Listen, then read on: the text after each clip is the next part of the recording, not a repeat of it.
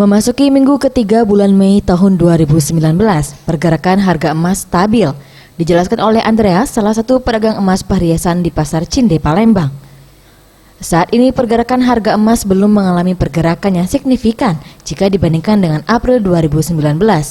Saat ini harga emas perhiasan masih di angka 3,5 hingga 3,6 juta rupiah per suku.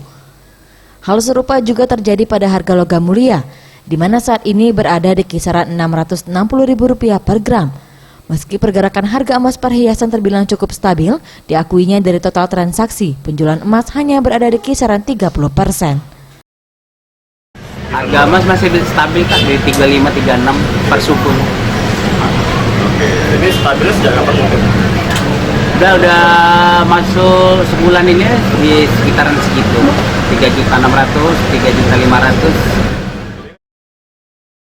Tim Liputan Sriwijaya TV.